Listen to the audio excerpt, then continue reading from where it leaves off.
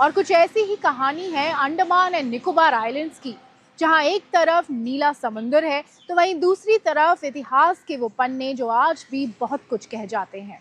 तो चलिए आपको लेकर चलते हैं उसी सफर पर, जहां एक तरफ है प्रकृति और दूसरी तरफ बलिदान की वो कहानी जिसे महसूस करना और नमन करना जरूरी है। नीला समंदर, सफेद रेत और दूर तक फैली हरियाली, अंडमान निकोबार द्वीप समूह, जहां प्रकृति अपने सबसे खूबसूरत रूप में नजर आती है। इस द्वीप को करीब से जानने के लिए हम पहुंचे इसकी राजधानी पोर्ट ब्लेयर, जहां एबरडीन बाजार की रौनक, स्थानीय हस्तशिल्प और ताजा नारियल पानी का स्वाद खास अनुभव देता है।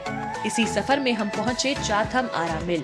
1883 में बनी ये जगह एशिया की सबसे पुरानी आरा मिलों में से एक है।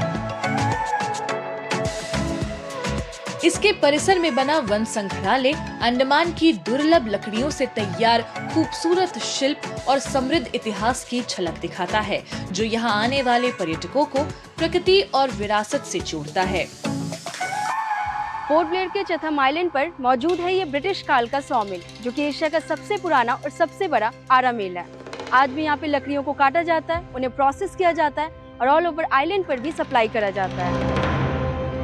लेकिन इस द्वीप की पहचान सिर्फ खूबसूरती नहीं है, इसके पीछे छिपा है एक गहरा इतिहास। सन 1857 के बाद अंग्रेजों ने इन द्वीपों को दंड उपनिवेश बना दिया, जहां कैदियों को भेजा गया और यहीं से शुरू हुई बसावट की कहानी।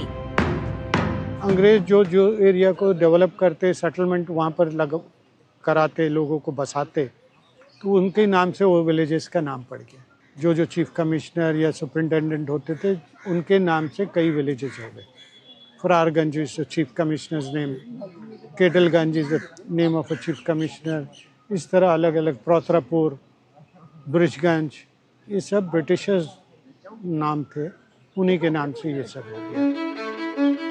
पोर्ट ब्लेयर का सबसे बड़ा प्रतीक सेलुलर जेल, जो आज भी स्वतंत्रता संग्राम और क्रांतिकारियों के बलिदान की कहानी सुनाता है। हम इस वक्त मौजूद हैं पोर्ट ब्लेयर के सबसे हिस्टोरिकल और सिग्निफिकेंट जगह सेलुलर जेल के पास। कहा जाता है कि यहीं पर वीर सावरकर को भी काला पानी की सजा हुई थी ब्रिटिश राज के दौरान। तो आइए एक्सप्लोर करते हैं इस जेल को।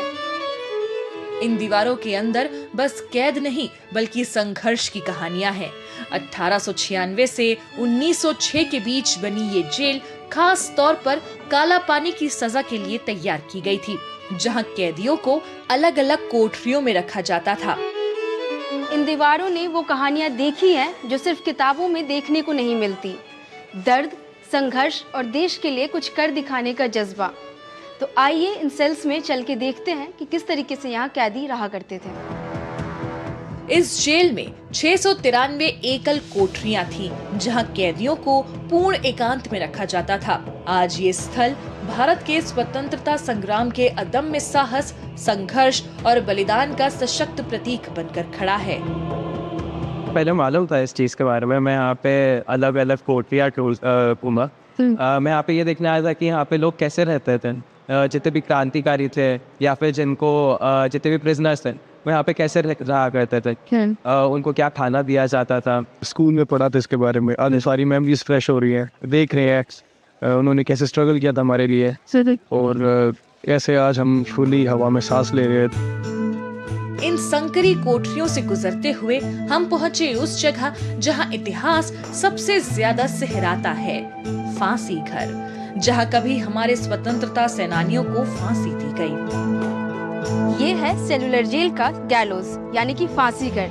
ये वही जगह है जहां पर कैदियों को फांसी दी जाती थी, पर आज ये एक टूरिस्ट अट्रैक्शन केंद्र में बदल गया है, जहां पर शाम के समय में लेजर शो पे ब्रिटिश पीरियड की कहानियां दिखाई जाती है।